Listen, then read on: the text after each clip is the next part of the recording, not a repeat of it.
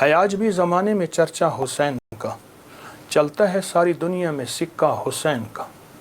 بھارت میں گر وہ آتا تو بھگوان کہتے ہم، بھارت میں گر وہ آتا تو بھگوان کہتے ہم۔ ہر ہندو نام پوجا میں جپتا حسین کا، ہر ہندو نام پوجا میں جپتا حسین کا۔ راون کی طرح مٹ گیا دنیا سے تو یزید، لیکن دلوں پہ آج بھی ہے قبضہ حسین کا۔ سرپنا جو پٹکتی ہے پیاسوں کی یاد میں، لیتی ہے نام گنگا و جمنا حسین کا۔ جے سنگھ پناہ مانگے گی مجھ سے چتا کی آگ، جے سنگھ پناہ مانگے گی مجھ سے چتا کی آگ۔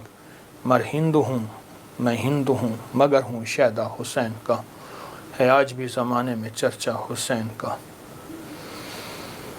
ایک ہندو کا اظہار عقیدت ہے اس کے مذہب کے مطابق، اس کے ایمان اور اس کے عقیدے کے مطابق۔ محرم کی گھڑیاں حضرت امام حسین، ان کے قافلے، ان کی محبتوں کے ساتھ بہت نمایاں ہوئیں۔ لیکن اگر محرم کو ہم ازل سے دیکھیں تو حضرت آدم علیہ السلام زمین پہ جو تشریف لائے محرم کے مہینے میں آئے۔ نوح علیہ السلام کو جو کشتی میں کنارہ ملا محرم کے مہینے میں ملا، اور لوط علیہ السلام کی قوم کو آخر کار ان میں سے جتنے لوگوں نے توبہ کی محرم کے مہینے میں، ابراہیم علیہ السلام کو آگ سے نجات محرم۔ ایک پوری تاریخ ہے ایک پیچھے، محرم کے مہینے کے تقدس کی، احترام کی، حرمت کی ایک پورا نظام ہے۔ اور محرم کے ساتھ امام حسین کی نسبتیں، حضرت حسین بن علی بن ابی طالب، ان کی نسبتیں بہت عجیب ہیں۔ اب سوچنے کی بات یہ ہے کہ انہوں نے ہمیں دیا کیا ہے۔ امام حسین کی زندگی کا سب سے پہلا نظام تقوی ہے، اور تقوی نیکی کرنے کو نہیں کہتے۔ کسی نے حضرت عباس رسول اللہ صلی اللہ تعالی وسلم کے چچا، ان کے بیٹے حضرت عبداللہ بن عباس سے پوچھا تقوی کس چیز کا نام ہے؟ تو پوچھا نہ کرنے کا نام ہے، کرنے کا نام تو نہیں ہے۔ فرما دیجئے کیا کرنے کا نام، کیا نہ کرنے کا نام؟ فرمایا تقوی گناہ نہ کرنے کا نام ہے۔ ایک بندہ بہت زیادہ نیکیاں کرتا ہے اور پھر بہت گناہ کرتا ہے، اس کو متقی نہ کہا جائے گا۔ فلسفہ حسین تقوی کا نام ہے، فلسفہ حسین قربانیوں کا نام ہے۔ فلسفہ حسین پانی نہیں مل رہا، پیاس کی شدت ہے، میں اس جگہ کو جا کے خود دیکھ کے آیا ہوں، کربلا کی ان وادیوں میں، لیکن اس بات کا اس پیغام کا نام ہے کہ وہاں حرام نہیں چلے گا، وہاں مشکوک نہیں چلے گا، وہاں حلال طیب اور طاہر زندگی چلے گی۔ ایک نظام ہے۔ اور فلسفہ حسین سجدوں کا نام ہے کہ جنگ جاری ہے اور نماز کا وقت آیا، آدھوں نے نماز پڑھی، آدھوں نے جنگ کی، پھر انہوں نے نماز پڑھی، سجدے قضا نہیں ہوئے اور سجدے ادا ہوئے ہیں۔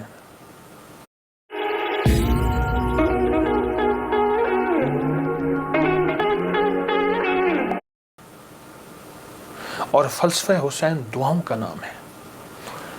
وہاں کربلا کی وادیوں اور گھڑیوں میں امام حسین نے بہت دعائیں مانگی، اور وہ دعاؤں کی پوری کتابیں اس وقت موجود ہیں۔ وہ دعائیں کیا تھیں؟ جس میں اللہ کی محبت، جس میں اللہ کے ساتھ عشق، جس میں اس کی ذات عالی کے ساتھ تعلق اور محبت، ان دعاؤں کا نام ہے۔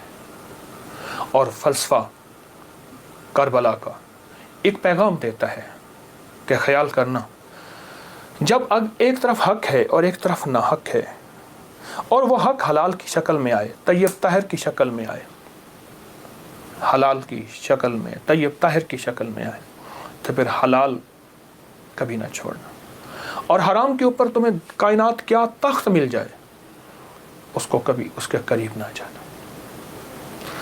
زندگی کا ایک سفر میں آپ طے کر رہے ہیں اور طے کریں گے موت تک۔ وہ ہستیاں زندگی کا سفر طے کر گئیں، لیکن انہیں ہم مردہ نہیں کہیں گے، بلیا سی مرنا نہیں گور پہ آ کوئی ہو، کہ ہم مرنے والے نہیں ہیں۔ اللہ کے عاشق ہمیشہ زندہ ہوتے ہیں، اور اللہ کے عاشق ہمیشہ زندہ ہوتے ہیں اور زندگی کا سفر طے کرتے ہیں۔ عاشق ہمیشہ زندہ ہوتے ہیں، اور عاشقوں کی زندگی ہی اصل زندگی ہے، اور وہ زندگی ایسی زندگی ہے جس زندگی کے بعد موت نہیں ہے۔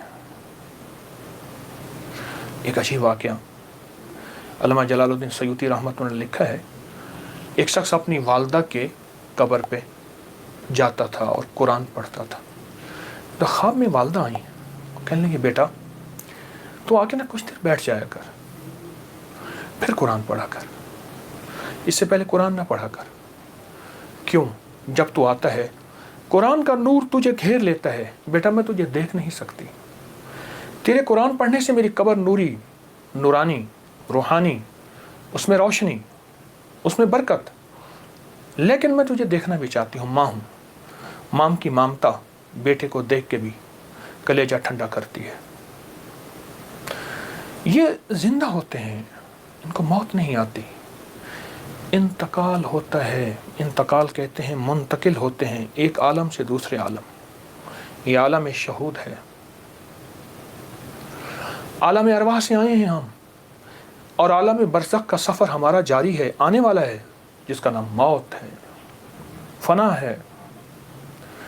ان ہستیوں نے ہمیں ایک پیغام دیا، ان ہستیوں نے ہمیں ایک زندگی کا سبق دیا کہ کبھی بھی زندگی میں اگر یہ نظام آ جائے تو پھر حلال اور حرام کی پہچان کرنی ہے، پھر حق اور ناحق کی پہچان کرنی ہے، اور حلال اور حرام میں اگر کنبا جا رہا اور معصوم بچے جا رہے، اور پھر یہ نہیں دیکھنا کہ کون جا رہا، پھر دیکھنا یہ ہے کہ اللہ کی راہیں، سچی راہیں کون ہیں اور کہاں ہیں اور کیسے ہیں۔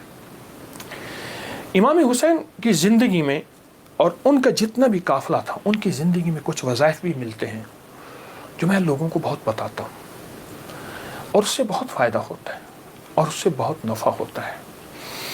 ایک عمل دیتا ہوں، بہت زندگی میں کام آئے گا، ان مبارک گھڑیوں کے حوالے سے ایک عمل دیتا ہوں اور اس سے بہت فائدہ ہوگا۔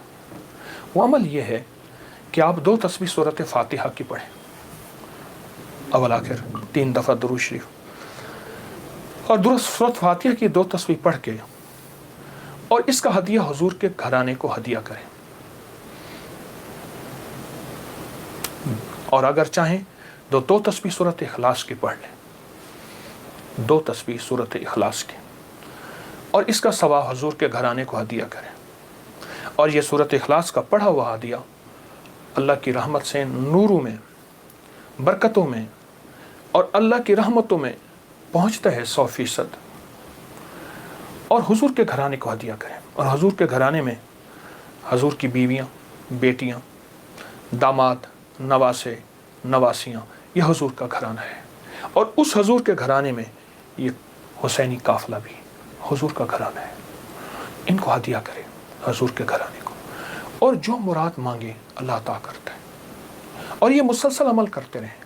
آپ دن کے کسی وقت صبح شام 2 تسبیح سورۃ اخلاص پڑھ لیں، ہر دفعہ بسم اللہ الرحمن الرحیم 7 پڑھیں، اور اول آخر درود پاک پڑھیں، اور پھر یہ تسبیح آپ ان کی خدمت میں ہدیہ کر دیں۔ آپ کا کوئی مسئلہ ہے، آپ کی کوئی مشکل ہے، آپ کی کوئی پریشانی اور ناممکن ہے، اس مسئلے، مشکل اور پریشانی میں یقیناً آپ کے لیے خیر کی، برکتوں کی اور رحمتوں کی اور خوشیاں خوشحالوں کی راہیں کھلیں گی۔ بے اولاد ہیں، بے گھر ہیں، بے در ہیں، درد مند ہیں، مریض ہیں، کوئی افاقہ نہیں ہو رہا، جادو، جنات، اثرات، بندشیں، ناکامیاں، مشکلات، راستے بند ہیں، کوئی زندگی کی مشکل ہے جہاں آپ کہتے ہیں کہ بس ہم ٹھہر گئے ہیں اور اس کا حل صرف موت ہے، اس کے علاوہ کوئی راستہ نہیں، تو آپ بہت